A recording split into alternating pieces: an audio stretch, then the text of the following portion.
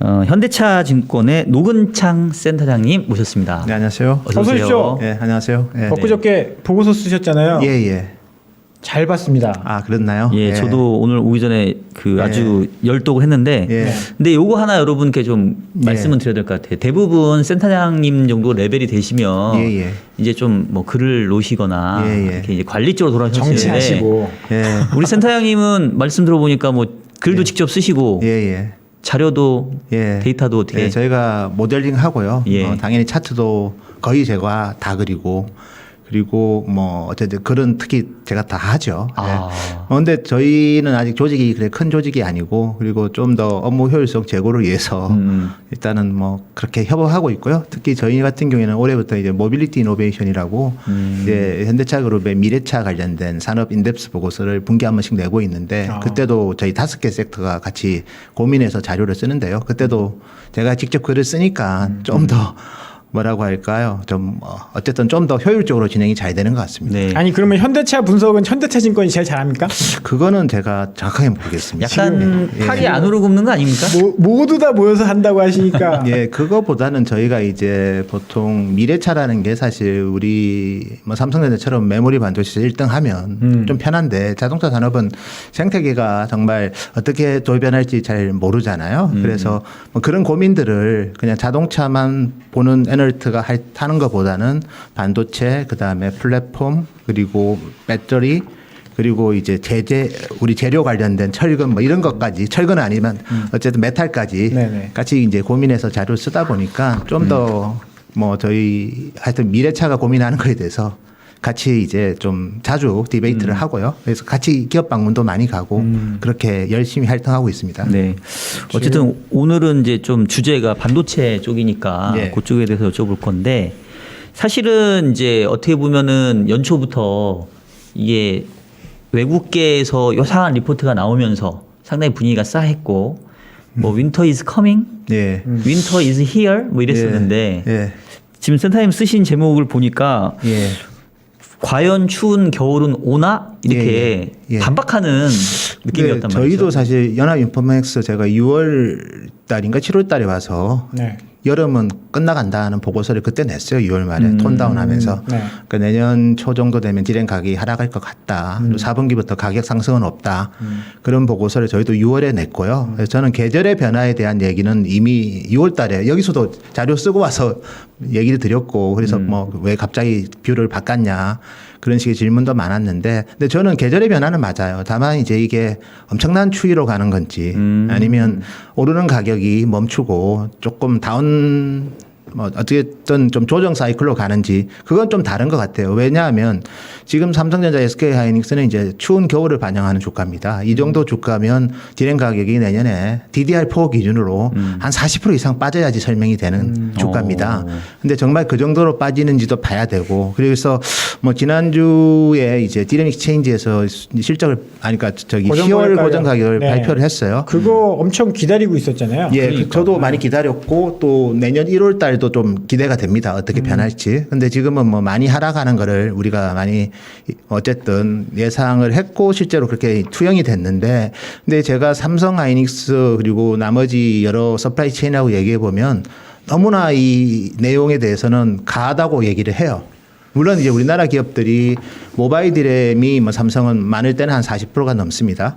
하이닉스는 서버 디램이 많을 때가 한 40%가 넘어요. 그리고 뭐 두 개 합치면 한 70% 되니까 PC 디램 비중이 높은 그 뭐 대만하고는 조금은 온도 차는 있겠지만 근데 이번 그 숫자에 대해서는 정말 저 정도는 아니다. 그렇게 우리 칩메이커들이 얘기해요. 그러니까 협상도 여전히 진행 중인 제품들도 있고 그래서 보통 이제 디램 익스체인지가 이제 보통 발표할 때 로엔드, 하이엔드, 그다음에 에버리지 이렇게 해서 발표를 합니다. 제품별로 다 발표를 하는데 사실은 뭐 일부 제품은 그 정도 가격으로 아마 계약됐을 수도 있을 거예요. 낮은 거래량으로. 근데 또 그렇지 않은 제품들도 많기 때문에 사실은 뭐 우리 칩메이커들은 그럽니다. 그냥 가하게 추정하는 것 같다. 그리고 참고만 할 뿐이다.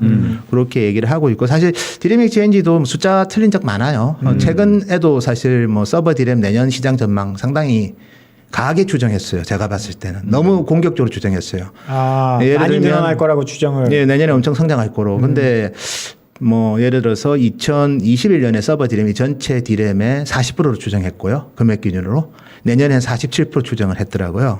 올 가을에. 그래서 제가 전화를 했죠. 이거 너무 심한 거 아니냐.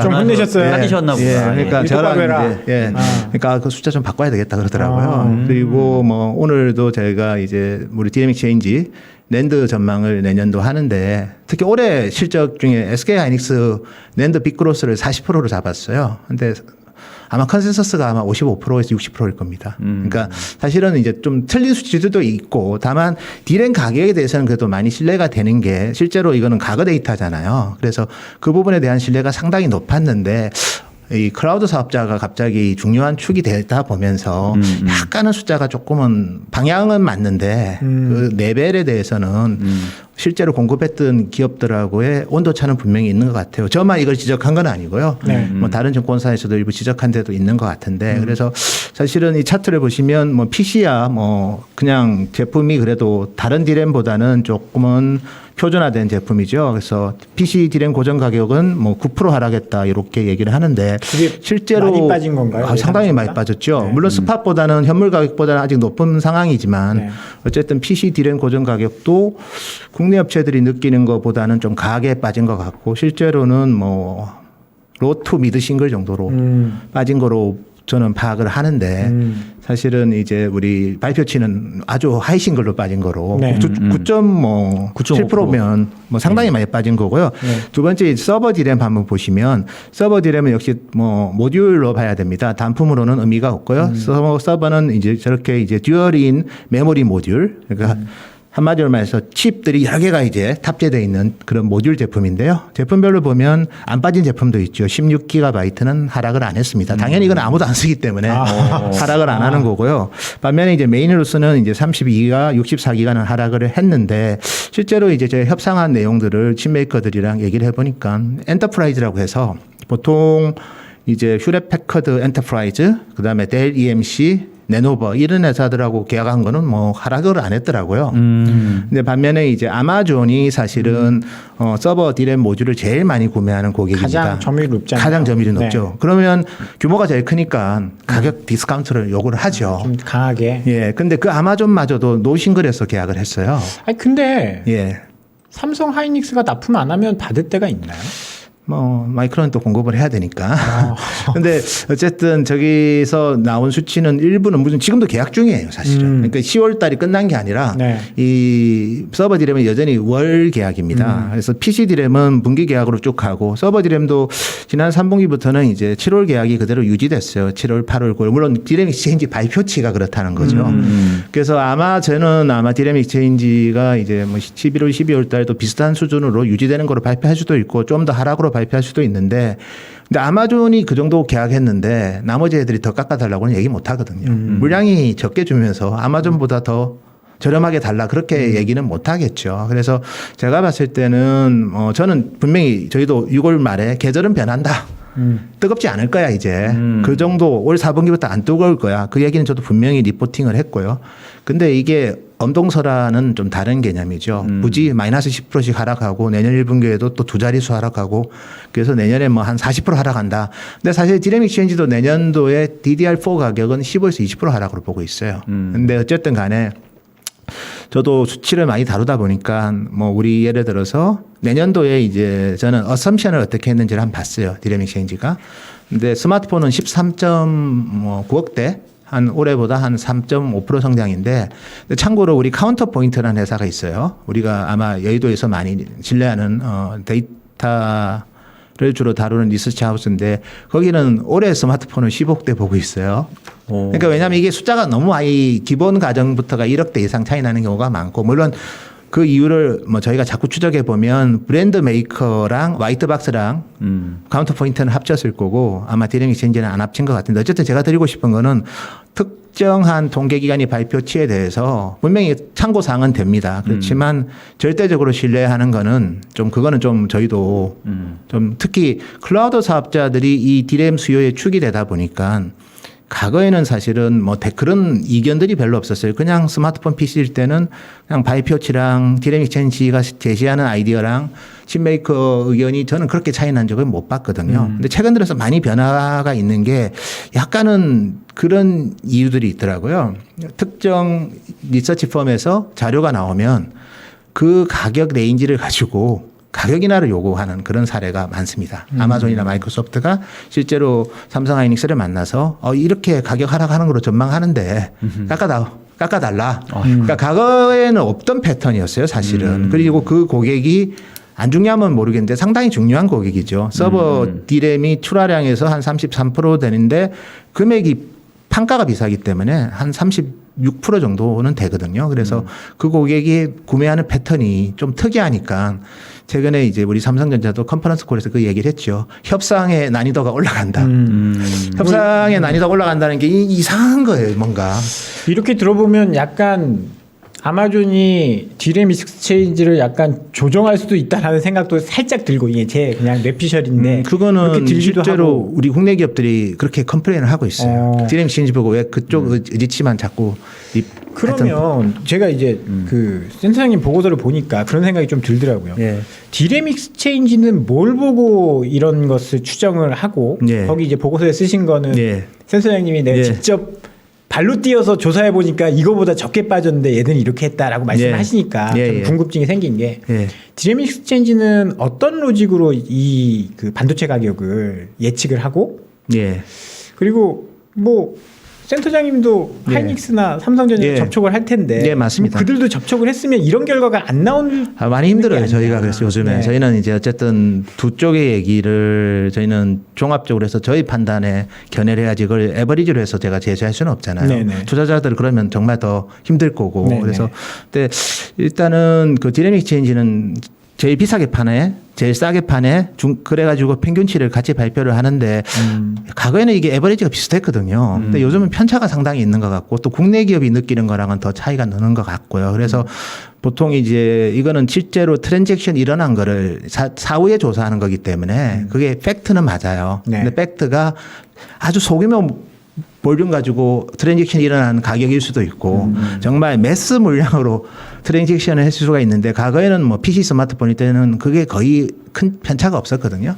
근데 이 서버가 이 디맨드에 들어오면서부터 편차가 많이 생겼고 여기다가 요즘은 또 PC까지도 또 이상하게 수치가 우리 칩메이커가 느끼는 실제로 공급한 숫자랑은 좀 차이가 많이 나서 저희도 좀 요즘은 혼동스럽습니다. 저도 되게 가깝기 때문에 또 되게 또 정직한 사람들이에요. 제가 봤을 때는. 근데 어느 시점부터 뭔가 우리 제일 먼저 나왔던 게 올 5월 달에 엣지워터라는 미국계 리서치 펌이 있어요. 거기서 올 4분기부터 디램 가격 하락한다고 보고서가 나왔어요.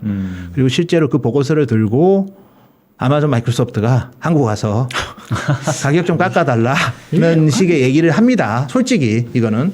그리고 최근에는 이제 디램 익스체인지 자료 들고도 같이 와서 얘기를 한대요. 그래서 뭐 저는 고객이 이제 그 가격에 대해서는 만족스럽지 못하다는 것도 분명한 거고 그러니까 이 계절의 변화는 분명히 오겠죠. 고객이 뭐 그 가격 올리는 거에 이제 반기를 드는데 어떻게 그 가격이 유지되겠습니까? 그렇다고 해서 이게 급락하는 거는 아니라는 거. 그 부분은 저희가 점검을 해야 되고 저도 리서치를 20몇 년 했지만 애널리스트는 그렇습니다. 본인이 추정한 것보다 잘 나오면 편해요.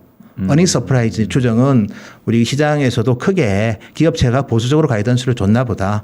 그 리서치는 좀 보수적으로 할수록 좀 안전하다고 생각하는 것 같고 반면에 이 실적이 예를 들어서 쇼크가 나는데 엄청 좋게 추정하면 욕을 많이 먹습니다. 그렇죠. 그렇기 때문에 하나의 예를 들면 삼성전자가 올해 초에 우리 컨센서스가 45조였어요. 영업이익이. 근데 실제로 뭐 보면 52조 넘게 나오거든요. 연초에. 네. 그래서 실질적으로 보면 제가 알기로도 대부분 보면 보수적으로 추정하려고 해요.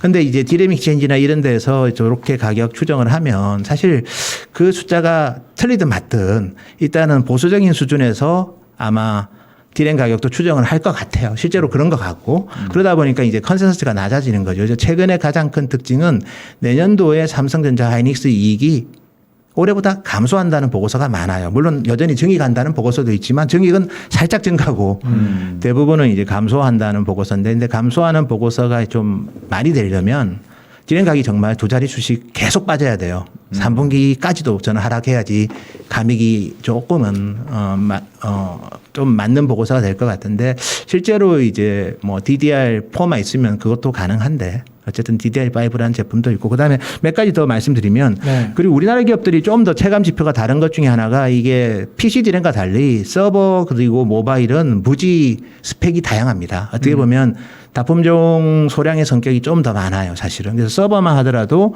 이렇게 보통 버퍼가 하나 들어간 LRDIM이라고 해서 네. 그러니까 듀얼인 메모리 모듈 중에서 레지스터가 들어가 있는 게 RDIM이고 그다음에 여기다가 버퍼가 하나 들어간 게 이제 어쨌든 간에 그 우리 노드 리듀스드 어쨌든 RDIM의 줄임말인데요. 좀 더 비싸요. 근데 우리나라는 이 LRDIM을 많이 팔거든요. 약간 고사양이라고 그렇죠. 이해하면 될까요? 예, RDIM보다 더 비쌉니다. 그래서 네. 믹스에 따라서 좀 더 느끼는 체감 지표가 서버에서도 다르고 이거 말고도 제품 사양이 많습니다. 메가헤르츠에 따라서 제품 스펙도 좀 더 다 다른데요. 여기다가 이제 모바일은 더 달라요. 모바일은 이렇게 당장 DDR5가 있어요. 그래서 우리가 뭐 PC는 이제 DDR5가 나왔지만 네. 모바일 디램은 이미 삼성이 LPDDR5를 선도적으로 만들었고 보시면 LPDDR4보다 훨씬 비싸죠.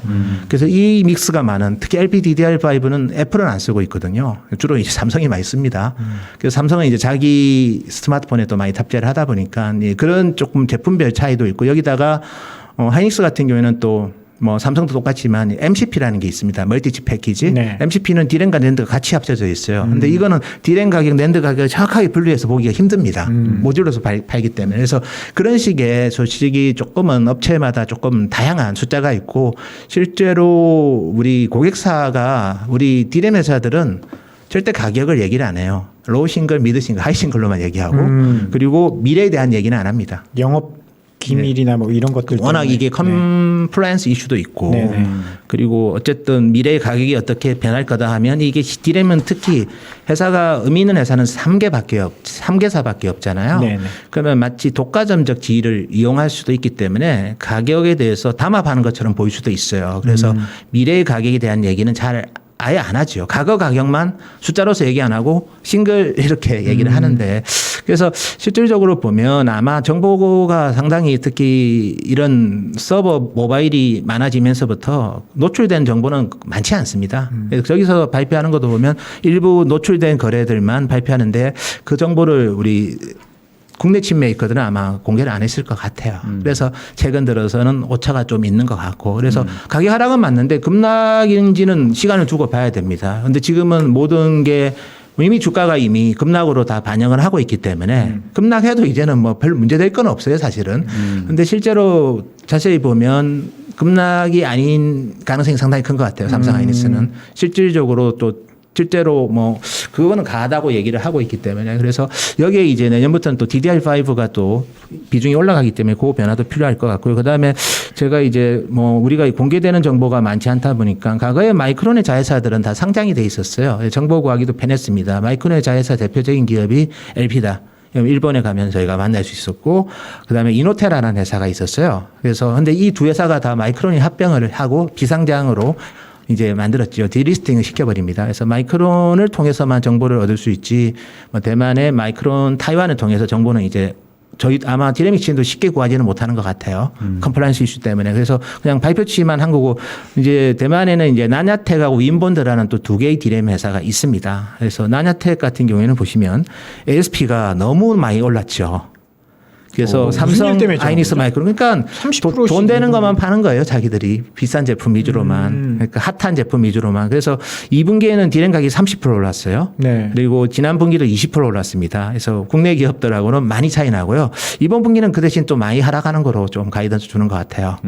그래서 약간은 조금은 뭐 좀 우리나라랑은 온도차가 나고 그다음에 빛 출하량 수치를 보면 그 이번 3분기는 발표치니까 어쨌든 간에 마이너스 10% 빚이 감소했습니다. 그래서 왜 20% 올랐을까요? 돈 안 되는 건 안 팔았다는 거죠. 네. 깎아달라는 건 안 팔고 가격 올려달라는 것만 파니까 빚은 마이너스 10% 나오고 그다음에 가격은 20% 오르고 그래서 편차가 좀 많아졌고요. 근데 편차가 많은 정보들 때문에 그냥 어쨌든 시장에서 노출된 많은 정보에 대해서는 항상 정말 맞는지는 좀 점검을 할 필요는 있는 것 같아요. 다만 다행스러운 거는 이미 디램 가격이 급락했는지 안 했는지 그거는 추후에 또 삼성 하이닉스 실적에서 내년 초에 알 수는 있겠지만 어쨌든 지금 주가는 급락한 거로 반영을 하고 있으니까 크게 이거는 오히려 나중에 생각보다 실적이 잘 나오면 그거는 플러스 알파가 될 수도 있다. 그렇게 보고 있습니다. 선생님 제가 좀 단도직입적으로 한번 예. 여쭤볼게요. 예. 그러니까 지금까지 하신 말씀을 이제 요약해 보면 그 10월 고정거래가 디램 익스체인지에서는 뭐 거의 급락하는 분위기로 발표했는데 예. 사실 우리 기업들이 주로 하는 뭐 서버 디램이나 뭐 모바일 디램 같은 경우는 예. 그 정도 빠진 게 아니다. 모바일은 올랐습니다. 오히려 소폭 올랐거나 예. 플래시거나 그렇습니다. 근데 이제 기사만 봤을 때는 그 디램 익스체인지 보면은 이제 헤드라인이 뭐 9.5% 하락 뭐 이렇게 나오니까 그렇죠. 예. 그냥 투자자 입장에서는 섹터를 그렇게까지 막 정밀하게 들여다보지 못하니까 맞습니다. 그냥 예. 뉴스플로우 자체가 워낙 충격적으로 느껴지거든요. 그렇죠. 예. 근데 지금 이제 숫자를 직접 보시면서 따져 보시니까 그 정도 빠진 건 아니다라고 말씀해 주셨고 예. 이해했는데 근데 사실은 투자자 입장에서 원하는 거는 그러면 이 디램 가격이 언제 반등하냐. 예. 결국 그게 제일 궁금하거든요. 예. 지금 대부분 전망은 내년도 상반기까지도 안 돼. 잘하면 내년도 하반기까지도 잘해야 플랫이야. 뭐 이 정도를 지금 컨센서스로 갖고 있는데 예. 혹시 센터장님은 좀 시기가 빨라질 수 있다고 보시는 건지. 지른 가격이 오를 것 같으면 이제 바로 예를 들어서 이렇게 보시면 될 것 같아요. 예. 예를 들어서 작년 연말을 한번 우리가 경험해 보면 11월부터 삼성 하이닉스 주가가 많이 올랐는데요. 디램 익스체인지가 이제 서버 디램을 이제 10월, 11월, 12월을 이제 얘기할 때 11월에 2% 하락, 그 다음에 내년 12월도 한 1% 하락, 내년 1월부터 한 2, 3% 오른다고 했어요. 네. 그러니까 11월부터 가격이 하락을 안 하더라고요. 그러니까 가격이 오를 줄 알면 지금 사버리는 거죠. 어차피 같은 DDR4인데. 약간 뭐 그 기대 인플레이션처럼 예. 기대가 높아지면 인플레이션에 영향 주는 것처럼 전망치가 좋으니까 예. 미리 가격을 그게 또 예. 올려버리는구나. 그렇죠. 왜냐하면 어렵다. 어차피 오를 가격인데 굳이 기다릴 건 뭐 있습니까? 특히 서버를 구매하는 아마존, 마이크로소프트는 재고를 아무리 많이 가져가도 부담 없는 기업이잖아요. 디램 재고 정도는. 그러니까 가격이 오를 것 같으면 바로 액션에 들어가는 거죠. 그래서 아마 저도 디램 가격이 언제 올지는 솔직히 잘 모르겠다는 게 뭐 날짜까지는 저희도 정확하게는 모를 것 같고요. 다만 DDR5를 많이 구하면 결과적으로 이제 DDR4를 덜 만들겠죠. 웨이퍼를 DDR5에 할당을 할 거고 또 DDR5는 또 어쨌든 가격 프리미엄이 최소한 30에서 40% 정도는 있을 거기 때문에 그 비중이 높아지면 블렌디드 ASP는 당연히 오른다고 봐야 되고요. 그래서 결국은 이제 삼성 하이닉스의 이제 DDR5 비중이 내년 3분기에 어느 정도 되는지 뭐 디램 익스체인지 숫자입니다. 이거는 내년 3분기에 서버에서 DDR5 비중이 10%로 보고 있고요. 내년 4분기는 30%로 보고 있어요. 그럼 가격이 한 3, 40% 비싼 게 30% 되면 자동적으로 그건 가격이 올라가는 겁니다. 내년 4분기는. 그래서 보수적인 가정으로도 내년 4분기는 오른다고 보면 될 것 같고요. 3분기부터는 그런 변화가 나타날 수도 있고. 근데 정말 이제 이거는 서버만 있을 때고 또 뭐 모바일이든 뭐 이런 쪽에서 또 수요가 생각보다 좋으면 뭐 변화가 있을 수 있을 것 같고요. 실제로 그 다음에 이제 제가 말씀드리고 싶은 게 이제 DDR5가 어쨌든 PC 쪽에서 나오면서 아니 선생님 죄송한데 예. 요거 들어가기 전에 저희 예. 궁금한 게 하나 있어서 예. 제가 오늘 준비를 많이 했습니다. 예, 아유, 많이 보고서 보고 지금 저희 호락호락하지 않습니다. 이거 잘못된 거 아니냐 이거 제가 준비를 많이 했는데 예. 이번에 10월 반도체 수출은 굉장히 좋았잖아요. 그렇죠. 10월 반도체 수출은 전체 10월 데이터가 28% 증가했거든요. 뭐 삼성 하이닉스 지금도 좋게 얘기합니다. 그래서 제가 좀 걱정하는 거는 예. 가격은 떨어지는데 반도체 수출은 계속 잘 되고 있거든요. 예. 그러면 제가 생각할 때는 이거 OEM 업체들이나 서버 업체들이나 재고가 계속 늘어나는 거 아니야? 그리고 이게 이제 센터장님 보고서 쓰셨을 때 다른 데도 이제 보고서를 많이 썼는데 그 중에 제가 뭐 좀 기억에 남는 거는 PC OEM 업체들의 재고가 예. 10에서 14주 정도 돼 있다. 뭐 그리고 반도체 가격이 떨어지는데 얘들이 재고를 예. 더 쌓겠느냐? 그렇죠. 그럼 재고 평가 손실이 나니까. 그렇죠. 예. 그러면 뒤로 갈수록 더 안 좋아지는 거 아니냐라는 생각이 문득 들었거든요. 예. 근데 뭐 수출은 왜 이렇게 잘 되는 거예요? 근데 저희가 알기로는 서버하고 모바일 고객이에요. 우리나라 기업들은 주로 모바일은 서로 달라고 하고 있고 또 서버 고객도 여전히 왜냐하면 그 아이솔레이트가 되면서 메모리 채널이 디램 채널 자체가 이제 8채널이 되면서 좀 네네. 고용량 이제 아까 말씀드렸던 LRDIM 수요가 많아졌기 때문에 사실은 그 우리나라 그 국내 수출은 주로 디램만 놓고 본다면 서버하고 모바일이지 PC는 뭐 오히려 비중이 더 줄었고요. 그래서 그 부분은 모르겠습니다. 마이크론의 상황이랑 나머지 기업들 상황은 봐야 되고 PC 쪽 재고는 뭐 그 재고가 좀 많으니까 사실은 최근에 스팟 가격도 좀 더 많이 빠졌겠죠, 사실은. 근데 어쨌든 간에 국내 고객한테 요구하는 쪽은 좀 아닌 것 같아요. 오히려 PC 고객들 뭐 네노버든 뭐 이런 기업들 같은 경우에 아수스도 그렇고 뭐 되게 많은 DDR5를 많이 달라고 많이 요구를 하고 있어가지고 오히려 지금은 그 고민하고 있어요, 사실 국내 기업들은. 그래서 아까 수출 데이터 때문에 많이 늘었는데 그게 PC 회사들도 바보가 아닌데요, 안 팔릴 것 같은데 디램을 왜 구매하겠습니까? 그냥 그 재고 소진할 때까지. 그리고 제가 항상 생각하는 거는 아마존 마이크로소프트는 돈이 많은 회사이기 때문에 재고 많이 가져가도 돼요. 가격 오르기 전에 왕창 사가지고 그거 가지고 협상해요. 우리 DDR4를 2분기에 20% 이상 올리면서 대규모로 축적을 하고 나서 그다음부터 이제 적당한 타이밍에 가격 깎는 요소로서 가행 재고를 가시하고 있고요. PC 회사들은 뭐 물론 뭐 애플이야 돈 많은 회사지만 HP, 델 뭐 그다음에 레노버도 재고를 그렇게 지금도 많은데 재고는 결과적으로 보면 기업체 입장에서는 리스크거든요. 네. 유동성이 묶여버리고 그리고 결과적으로는 뭐 지금까지 그렇게 안 해왔어요. 그래서 재고가 늘면 그다음부터는 구매를 안 합니다. 그래서 그 부분은 PC가 그러니까 제 말이 그거예요. 그러면 협상력이 더 이제 삼성전자 하이닉스가 떨어지지 않겠냐라는 거죠. 수출이 이렇게 잘 돼서 네. 재고 업체들 세트 업체들이 재고가 많이 좀 쌓여 있으면 예, 예. 4분기에는 협상력이 더 떨어지는 게 아니냐. 지금 아까도 말씀하셨지 서버는 계속 협상을 해야 되는 그런 상황인 거잖아요. 예, 예. 네. 그래서 저희도 이제 그래 봐서 이제 가격 협상의 난이도가 높아져서 저희도 3분기에 디램 가격 협상이 만만치 않을 거라는 식으로 얘기를 드린 거고. 근데 가격 협상이라는 게 이제 마지막 자존심이 그거죠. 소폭 하락. 그 정도로 지금은 일단 접은 것 같고 서버 같은 경우에는 모바일은 아니야. 모바일은 내 가격 올리고 팔아야 되겠다 생각해서 모바일은 올렸고요, 사실은. 그래서 아까 이제 수출 데이터랑 이제 할 때 어쨌든 국내 기업들이 주로 수요가 있는 거는 서버하고 모바일 쪽이기 때문에 그쪽은 약간은 조금은 우리랑은 상황은 좀 다른 것 같고 두 번째는 어쨌든 그 협상하면서 변화가 있는 거는 분명했어요. 그거는 6월 말에 제가 감지를 했고 3분기가 만만치 않네. 근데도 가격을 올렸어요. 가격은 올렸고 이제 4분기는 그래서 이제 마지막 협상에서 뭐 하여튼 아마존한테는 뭐 소폭 하락 정도로 협상을 어느 정도 한 것 같고 나머지 이제 북미 클라우드 사업자는 아마존보다는 조금 상황은 좋은 것 같고 물론 이제 저희도 기업체들의 얘기를 또 저도 뭐 100% 다 신뢰하면 에너트 할 이유가 없죠. 네, 그거는 IR을 해야죠, 사실은. 그래서 에너트는 기업체들이 얘기하는 것도 그들의 상황이 있을 거고 고객들의 재고도 또 상황이 있을 거고 그래서 예전에는 이게 뭐라고 할까요? 뭐 좀 밸런싱 하기가 좀 편했는데 요즘은 정말 잘 의도를 잘 파악해야지 아니면 괜히 또 잘못된 정보를 전달할 수도 있겠다 아니면 잘못된 의견을 전달할 수도 있겠다는 걱정은 좀 합니다. 근데 저는 그래서 6월 말에 급하게 저희도 톤다운을 한 거고요. 근데 지금은 보니까 이 정도 상황은 아닌데 이미 겨울이 왔고 그리고 저 봐라. 겨울이 온 게 맞네. 지금은 그런 식의 이제 시장에 좀 우려가 많다 보니까 이 정도는 아닌데 하는 내용으로 제가 리포팅을 좀 급하게 이번 주 초에 한 거고요. 그리고 뭐 이거 한 번으로 끝날 것 같지는 않아요. 또 뭐 11월이야 비슷하게 갈 거지만 12월 되면 또 내년 1분기 가격 협상 가지고 엄청난 노이즈가 또 있을 수도 있어요.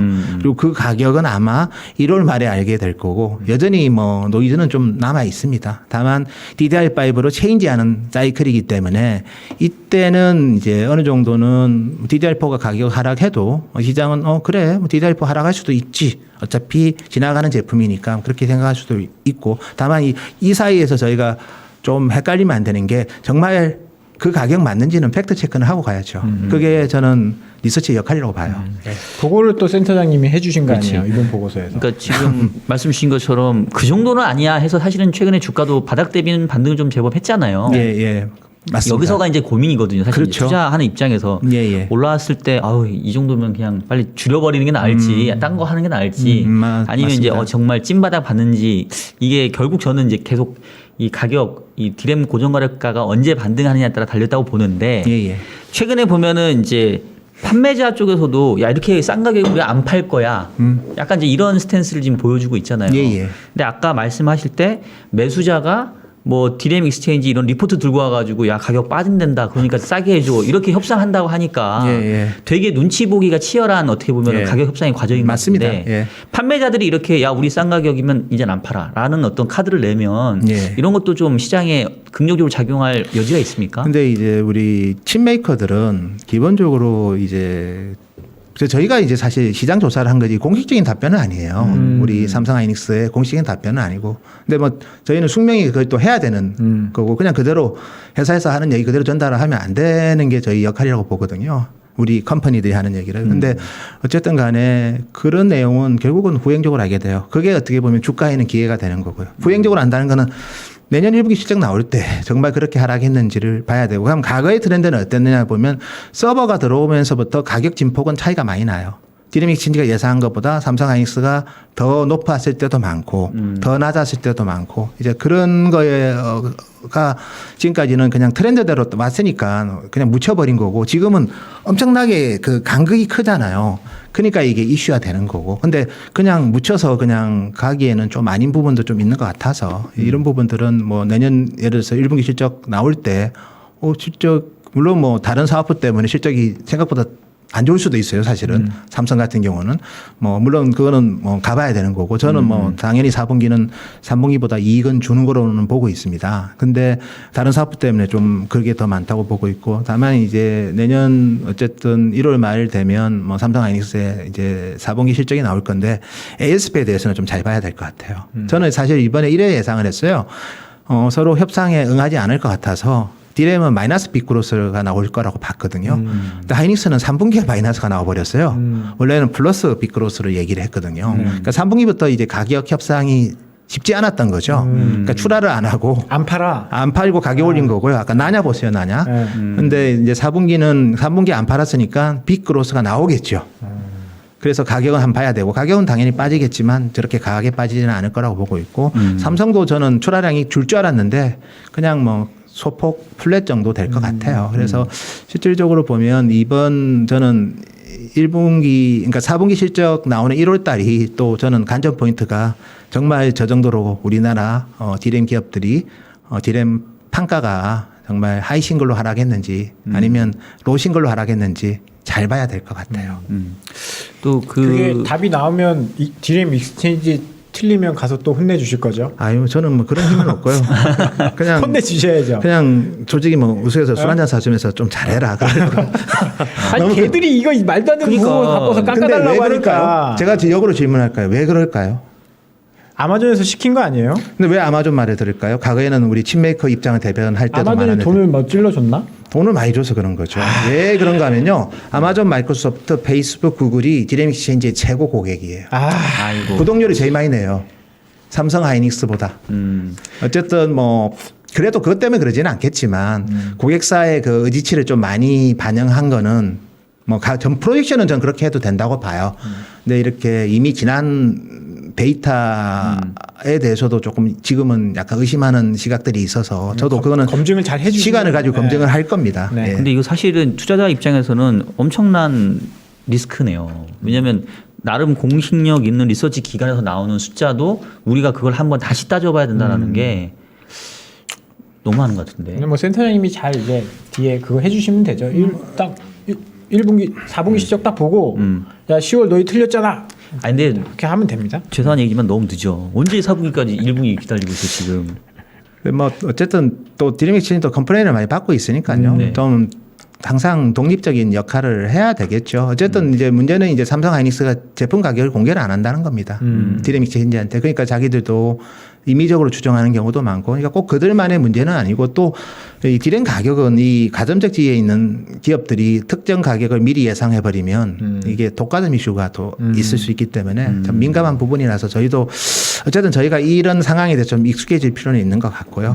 어쨌든 저도 이 부분은 두 쪽의 의견을 한쪽 의견만을 들을 수 없는 입장이기 때문에 저도 이 부분은 좀 더 치열하게 고민하고 데이터 포인트를 찾기 위해서 많이 노력할 계획입니다. 하여튼 저희 투자자들이 올바른 숫자를 해석할 수 있도록 좀 많이 예. 노력을 해주시면 좋겠고요. 이제 DDR5 이야기 뭐 질문 또 있어요? 아니. 그러니까 이제 결국 DDR4에서 5로 빨리 넘어가야 좋은 거잖아요. 예. 근데 아직은 뭐 지금 이제 엘더레이크 이제 내일 나온다고. 예, 네. 이제 생산 막 하고 있고.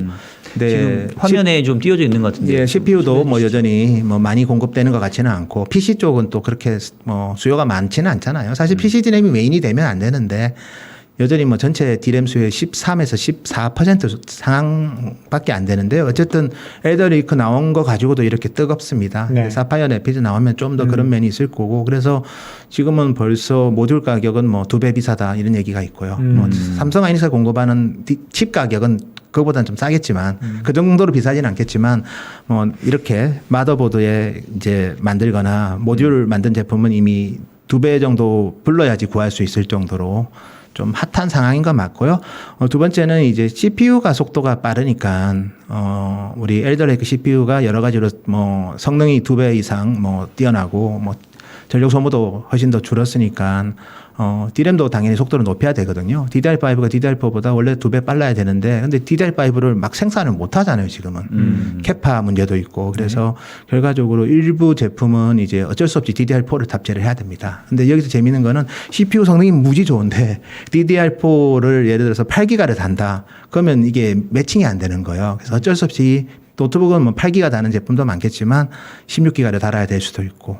16기가를 달면 DDR5가 DDR4보다 2배 비싸면 그냥 DDR4 그냥 5 달래 그렇게 하고 싶지만 그래도 어쩔 수 없으니까 CPU랑 어느 정도 구색 맞추려고 DDR4를 한 개 달고 2개 달 수도 있습니다. 이런 부분은 이제 플러스 알파죠, 수요에서. 근데 아직은 그거는 뭐 메인스트림이라고 말하기는 좀 힘들 것 같고 어쨌든 PC는 이제 시작이고 어쨌든 간에 우리 짐 켈러가 상당히 이 제품에 많은 기여를 했고 계속 하이브리드 아키텍처라고 얘기를 하고 고성능 코어로서 주로 어려운 게이밍 작업하고 나머지는 이제 좀 일반적인 작업은 조금 저성능 코어를 통해서 하는 아주 효율적인 아키텍처이기 때문에 저희도 좀 기대하는 바는 좀 있습니다. 어쨌든 여기서 한 번 더 가는 거는 결국 PC보다는 이제 서버라고 보고 있고요. 그래서 사파이어 레피즈가 어쨌든 서버는 PC랑 달리 어쨌든 인텔이 90% 이상 점유율을 차지하고 있고 많은 이제 클라우드 사업자들도 여기에 익숙해져 있기 때문에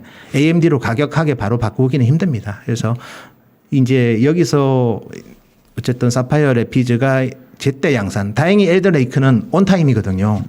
그래서 그거는 조금 저희도 약간은 좀 괜찮은 것 같고 어쨌든 이 사파이어 레피즈가 내년 3월에 양산될 때는 분위기가 많이 바뀔 것 같아요. PC야 뭐 니치 마켓 아니냐 사실 그렇게 보는 거고 근데 서버는 메인 마켓이고 근데 서버의 사파이어 레피즈는 결과적으로는 이제 아마존 마이크로소프트가 인텔한테 강력하게 요구한 거예요. 우리가 요구하는 클라우드에서 너희 기존 CPU는 우리 만족 못해.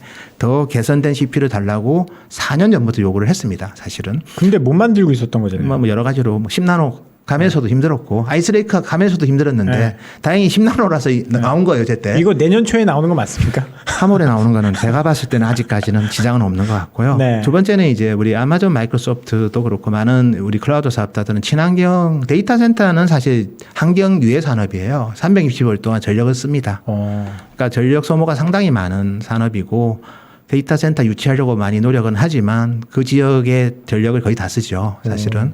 그래서 환경 유해 산업이기 때문에 저전력에 대한 니즈가 되게 커요. 그래서 ESG 경영을 강조하는 굴지의 클라우드 사업자들은 그린 에너지를 많이 강조하기 때문에 이런 저전력 GPU가 나오면 당연히 그게 맞게 저전력 DDR5, 저전력 SSD, 저전력 그래픽 카드를 많이 찾을 거고요. 그래서 저전력 데이터 센터로 이번에 서버를 바꿨다는 것도 제가 봤을 때는 내년 말 되면 강구하는 포인트가 될 거예요. 아마존 마이크로소프트가. 그래서 실질적으로는 ESG 경영하고 우리 삼성전자 ESG 경영한 우리 분기 보고서 공시 자료 보시거나 뭐 하이닉스로 보면 다 이제 공장을 좀 더 친환경으로 하고 저전력으로 구현하기 위해서 노력했다 그런 내용들이 많습니다. 제조업체가 할 수 있는 거는 사실 그 정도밖에 그렇죠. 없는 거고. 근데 플랫폼 회사들도 당연히 우리는 소비자를 지향한다. 좀 더 전력 소모가 적은 그런 클라우드 어쨌든 데이터 센터로 우리는 변모하고 있기 위해서 최선의 노력을 다하고 있다. 그거를 아마 많이 강조할 거기 때문에 그러기 위해서라도 좀 더 적극적으로 바꿀 가능성이 크고요. 문제는 이제 인텔이 그만큼 빨리 이제 많은 물량을 생산해 줄 수 있느냐. 그리고 삼성, 하이닉스, 마이크론이 과연 충분히 많은 DDR5 모듈을 공급할 수 있느냐. 이거는 이제 그들의 능력인 거고 수요처 입장에서는 정말 뭐 많이 요구했던 제품이 나와서 많이 이 부분을 강조할 겁니다. 투자자한테도 강조할 거고 지역사회한테도 강조할 거고 우리 과거보다 전력 적게 쓰죠. 그리고 사실 데이터 센터에서 구축할 때는 서버가 제일 큰 비용이지만 메인터넌스의 가장 큰 거는 전기 사용료거든요. 그런 부분도 또 되게 중요하고 요즘은 전력난을 겪는데 데이터 센터가 전력 먹는 함하고 반도체 공장이 전력 먹는 함하면 사실은 이제 되게 지탄을 받죠. 오죽했으면 우리 텍사스에 공장이 셧다운이 났겠어요. 반도체 공장들이 다 문을 닫았어요. 그때 삼성뿐만 아니라 NXP 그다음에 인피니언이 인수한 사이프러스까지 공장이 다 문을 닫았고요. 왜냐하면 전력을 제일 많이 쓰는 게 반도체 공장입니다. 그 이상으로 쓰는 게 데이터 센터예요. 그렇기 때문에 아마 저전력이라는 거를 많이 강조하지 않을까 그렇게 저는 보고 있습니다. 이제 조금 그 개별 기업으로 조금 얘기를 더 나눠봤으면 좋겠는데 예. 지금 이제 삼성전자 그 커버하고 계시잖아요. 예. 제가 이제 TP를 봤는데 뭐 예. 10만 전자를 일단 보고 예. 계시는데 저는 좀 그렇습니다. 예, 어차피 뭐 이거는 예. 그 기간이 정해져 있는 건 아니니까. 예, 맞습니다. 예. 근데 연초에 뭐 9만 원대 넘어가면서 사실은 다들 투자자가 생각했던 게 뭐였냐면 삼성전자가 메모리 반도체도 잘하는데 이제 비메모리도 잘할 거야. 예. 파운드리 쪽으로 확대한데 예. 사실 그거에 대한 밸류에이션을 끌어다 땡겨 쓴 게 9만 원대였잖아요. 예, 맞습니다. 예. 근데 이제 그 뒤로 뭐 말씀하셨던 뭐 그 공장 셧다운이 셧다운 사태도 있었고 뭐 여러 가지 하면서 예. 약간 파운드리 쪽은 계속 TSMC에 절대 안 될 것 같은. 그래서 결국 이 10만 전자를 콜을 하셨는데 TP로 이걸 가려면은 그 파운드리 쪽에서 뭔가 가시적인 예. 성과를 보여줘야 될 것 같은데 예. 최근에 뉴스 플로우를 보면 저는 전혀 그런 쪽을 보지 못했거든요. 근데 사실은 이제 재밌는 게 저는 삼성이 이번 3분기에 어쨌든 파운드리랑 LSI 우리가 보통 이제 비메모리 반도체라고 부르는 그 사업부에서 매출액이 5.5조 정도 나왔고요. 영업이익률도 제가 봤을 때는 뭐 당연히 뭐 12, 3% 넘었고 뭐 저희는 금액으로는 한 8천억대 후반을 좀 보고 있습니다. 이번 3분기 실적은. 그래서 정말 3분기는 뭐 사상 최고 매출을 우리 LSI랑 파운드리에서 기록했고 특히 우리 비메모리 반도체 생산 비즈니스와 설계 비즈니스에서 특히 생산 비즈니스인 파운드리는 지금은 이제 4분기부터는 가동률이 100%거든요. 그래서 8인치 팹이 삼성이 이제 월 캐파 기준으로 20만 장 정도 되고요. 12인치가 이제 35만 장 정도 됩니다. 그래서 이퀴벌런트로 12인치 한산하면 한 45만 장 정도 되는데 지금 풀캡합니다. 100% 가동입니다.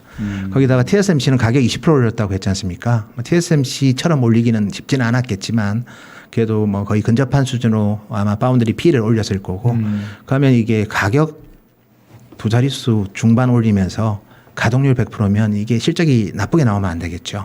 그리고 믹스 변화가 좀 있는데요. 이거는 약간은 메모리랑도 좀 연관이 돼서 이 자료를 하나 준비를 했는데요. 사실은 뭐 서버 쪽은 아까 언급드렸던 이제 사파이어 래피즈라는 DDR5를 견인할 수 있는 새로운 기술 변화가 있는 거고 모바일은 이미 DDR5를 쓰고 있기 때문에 물론 애플은 아직 안 쓰지만 그래서 중화권이 중요합니다. 중화권이 연간 스마트폰 생산을 한 8억대 정품 브랜드 기준이고 화이트박스까지 치면 9억대가 넘어가는데요.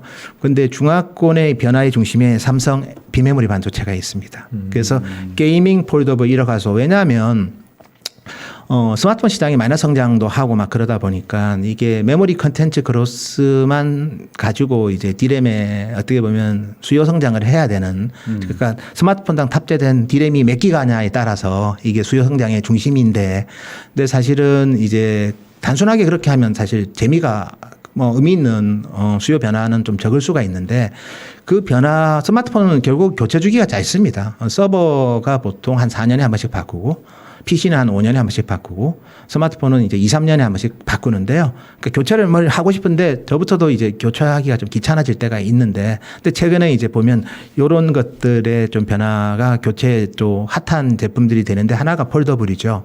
폴더블은 지금 없어서 못 팔고 있죠. 근데 폴더블을 쓰는 갤럭시 Z 폴드 3 같은 경우는 이제 디램을 12GB를 씁니다. 삼성은 이제 워낙 이제 제품 안정화를 많이 했기 때문에 그런 거고. 근데 보면 샤오미의 제품은 이제 16GB까지 고려하고 있어요, 사실은.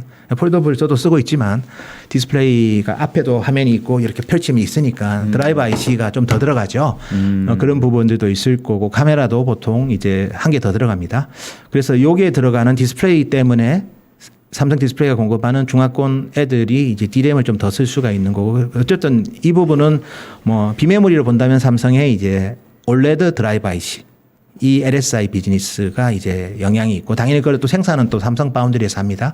그다음에 이제 내년에 나올 게 이제 엑시노스 2200이라는 삼성의 이제 AMD랑 이제 어쨌든 서로 협업한 최초의 애플리케이션 프로세서인데 이게 사실은 이제 소니의 플레이스테이션처럼 상당히 입체감이 있는 게이밍 경험을 갖습니다. 그래서 하소 변화 그다음에 명암비 이게 되게 좋아요. 마치 게임하는 것처럼 게임기에서. 그래서 이 제품이 들어가면 이게 중국어로 되어 있는 이유 중에 하나가 오포 비보 샤오미한테 어쨌든 판촉을 하는 것 같아요. 근데 오포 비보 샤오미도 과거에는 그냥 미디어텍하고 퀄컴 칩만 쓰다가 이거 화웨이 시장을 다 뺏어가니까 걔들이 AP가 없어서 지금 물건을 못 만들고 있어요. 그래서 LT 모뎀을 미디어텍에서 못 구해가지고 최근에 뭐 오포도 재고 정리합니다. 나머지 부품이 필요가 없어요. 모뎀을 못 구해서. 그래서 이런 AP를 공급할 수 있는 거래처로서 삼성을 지금까지는 많이 고려를 안 했는데 이 엑시노스 2200부터는 상당히 고려를 하고 있는 거고요. 그다음에 1억 화소는 뭐 삼성이 제일 앞서가고 있고 108메가라고 어쨌든 108번뇌는 아니지만 예. 그래서 뭐 소니에서 아직 못 만들고 있고 나머지 기업들은 아직 그런 고화소를 못 하죠. 이게 삼성의 LSI 비즈니스 즉 CIS 그다음에 AP 그다음에 드라이브 IC 삼성의 3대 LSI 품목인데 이게 이제 내부 판매야 저희가 늘 아는 거고 삼성 스마트폰에 탑재하는 거 모르는 사람 아무도 없죠. 근데 이제 본격적으로 외부 판매에 이제 트리거가 내년부터 생긴다는 거고 또 이거를 누가 하느냐 삼성에서 파운드리를 한다는 거죠. 그래서 뭐 올해 3분기 실적도 좋지만 이렇게 프리미엄급으로 믹스가 바뀐다. 즉 같은 웨이퍼에서 비싼 칩을 만든다는 거죠. 근데 그 웨이퍼도 풀 가동이고 100% 가동이고 가격은 올렸고 같은 제품에 대해서도 가격을 올렸지만 프리미엄 칩으로 웨이퍼를 바꾸면 더 비싸게 팔겠죠. 그래서 올해 삼성의 LSI 파운드리 합쳐서 매출이 21조 정도 되고요. 내년에 저희는 한 27조로 저는 추정을 했습니다. 그래서 상당한 성장이 있기 때문에 이미 3분기부터 그는 보여주고 있고 아마 내년 특정 분기에 아마 빠르면 1분기에 한 1조대 영업이익이 나올 수도 있어요. 거기다가 이제 정말 중요한 좋은 뉴스가 게이트웨이 어라운드 양산을 앞당겼다. 내년 상반기로 하반기에서 이 부분도 저는 상당히 의미 있는 최근의 뉴스라고 봅니다. 왜냐하면 삼성전자도 제가 보면 맨날 어닝 서프라이즈예요. 왜 그럴까요? 보수적으로 얘기를 하니까 그런 거죠. 근데 보수적으로 얘기하는 회사가 양산 시기를 앞당겼다. 이거는 그 생각보다 이 진행 상황이 양호하다는 거죠. 그래서 그런 부분들은 저는 주가에 반영이 돼야 되는데 뭐 오스틴의 악몽 때문에 전혀 반영이 안 됩니다. 우리 디램만 만드는 회사로 보는 것 같아요. 그래서 좀 안타깝긴 한데 결국 이제 그게 이제 투자자 입장에서는 또 기회가 될 수도 있고 지금은 또 지치고 또 우리가 잘못 본 거야? 뭔가 꿈만 있고 실제로 숫자로서는 아직 안 나오는 단계인가? 그런 의구심을 많이 가질 정도의 주가 수준이라고 저도 봐요, 지금은. 근데 실제로는 엄청난 결과물이 이미 리절트에서 나오고 있는데 아직은 반영이 안 되고 있는 과정이다. 그렇게 보고 있습니다. 그러면 지금 이제 파운드리 얘기 나온 김에 미국 공장은 어떻게 보십니까? 뉴스에는 계속 뭐 어디에 짓는다, 지을 거다, 발표할 거다. 그런데 뭐 그런 이야기는 안 나오고 있고. 예. 미국에도 지금 파운드리를 짓긴 지어야 될 거 아니에요. 약속을 했으니까. 당연히 짓죠. 뭐 그런 이야기도 조금 있고. 예. 바이든 뭐 이제 채팅창에 질문 들어온 건 바이든이 이제 공개하면 안 되는 정보도 좀 공개해 달라. 뭐 이런 이야기들도 최근에 뉴스에 좀 공개하면 안 되는 건지 모르겠으나 어쨌든 뭐 정보 공유하자 이런 식으로 이야기들 나오는데 뭐 글쎄요. 뭐 저희도 그 부분은 불편한 질문이고 네. 사실은 뭐 TSMC도 얼마만큼 대응했는지도 좀 궁금하기도 하고 그리고 제가 볼 때는 삼성은 협상은 참 잘해요. 오스틴에서도 뭐 어쨌든 오랫동안 팹을 갖고 있고 네.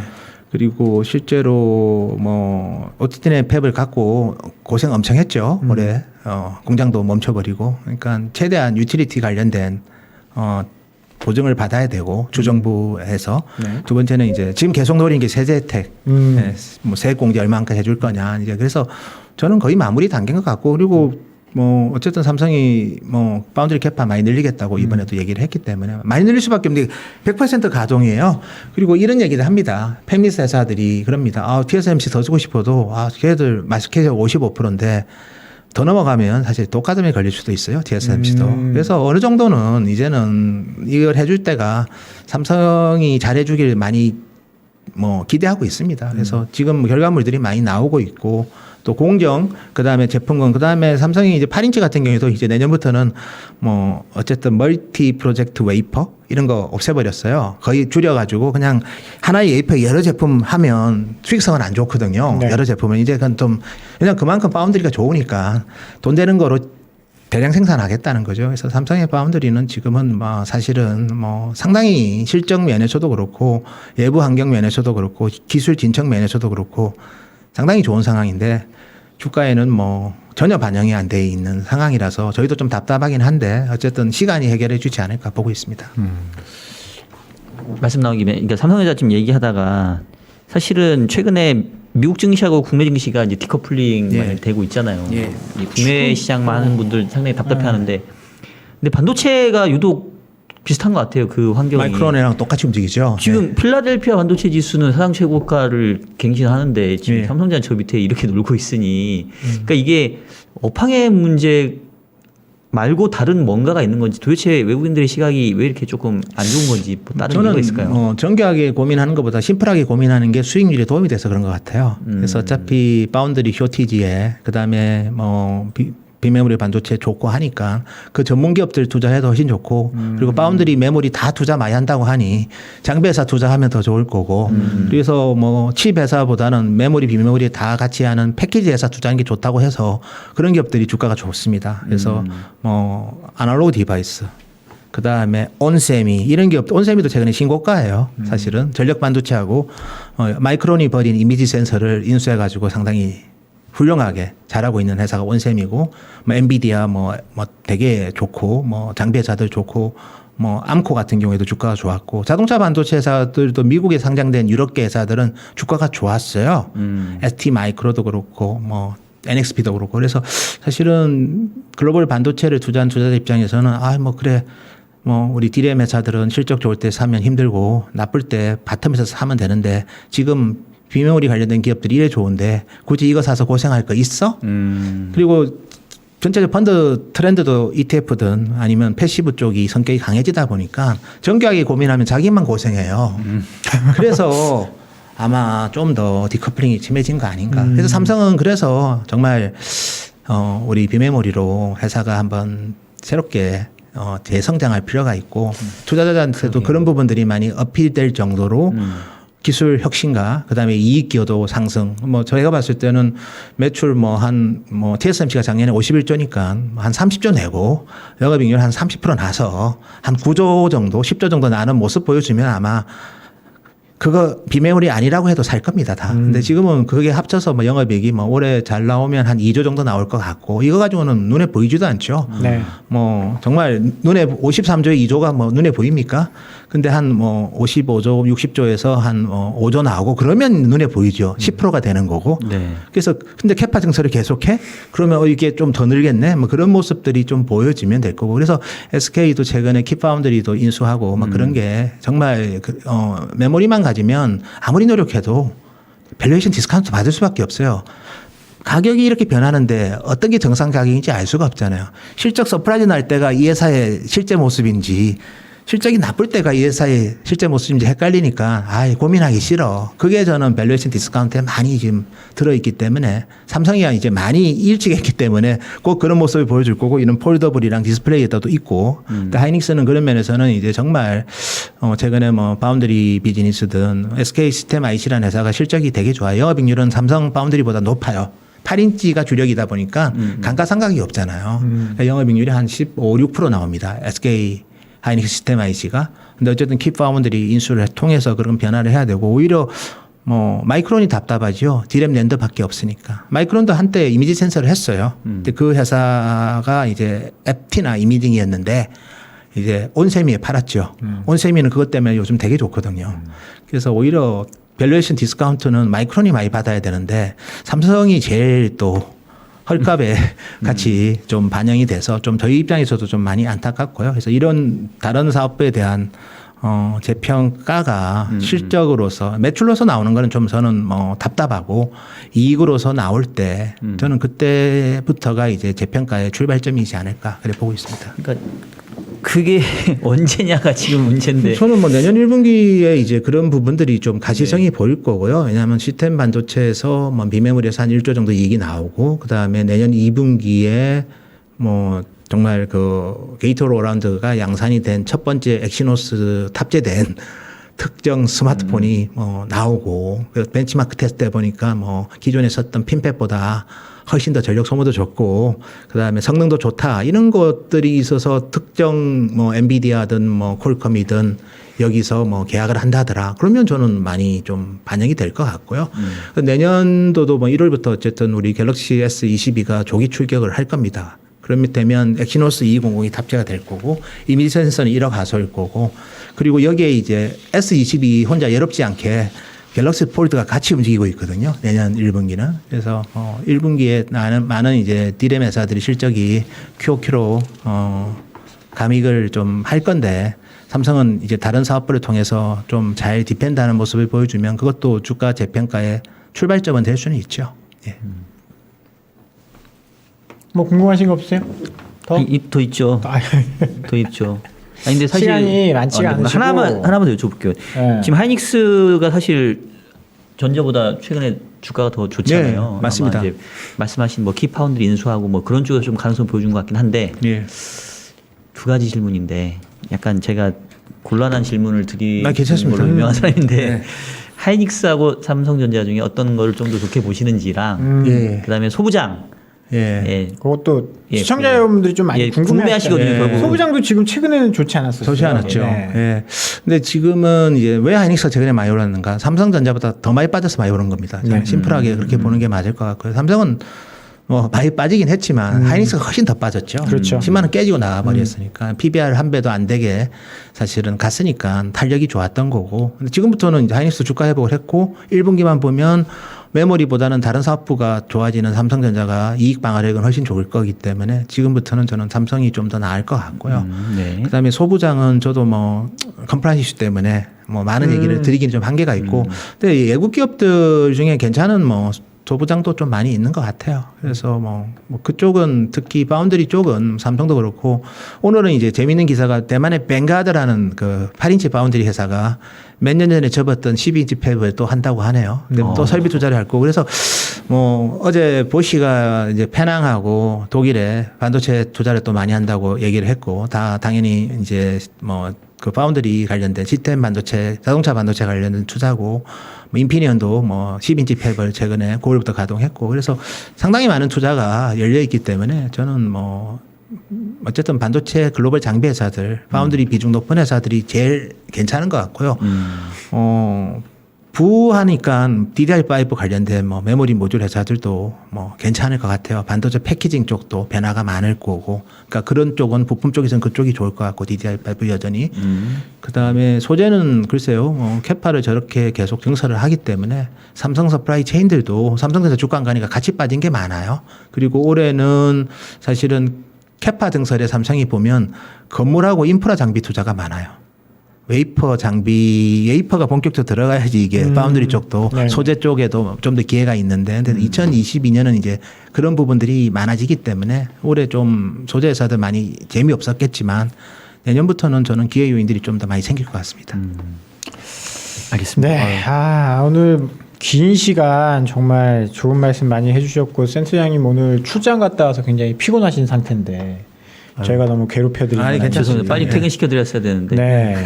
오늘 도움 말씀 너무 감사드리고요. 4분기쯤에 또 한번 실적 나올 때쯤에 내년 1월 말 정도에 저희가 왜냐하면 네. 너무 또 자주 얘기하면 안 될 것 같아가지고 아. 왜냐하면 저희도 하여튼 제가 팩트 체크를 하는 부분이 맞았는지 틀린지는 제가 꼭 다음에 네. 제가 잘못 봤으면 제가 조금은 이제 커렉션을 해야 될 거고 그쪽이 틀렸으면 좀 함소리 하는 모습을 한번 보여드릴게요. 1월달에 우리 디램 익스체인지 그렇지. 전화 연결해가지고 한번 현장에서 저희 라이브로 한번 전화해가지고 따지는 모습 한번 여러분들께 보여줬으면 꼭 좋겠습니다. 센터님 오늘 너무 감사드립니다. 지금까지 현대차증권의 노근창 리서치 센터장님이셨습니다. 감사합니다. 고맙습니다. 고맙습니다. 네.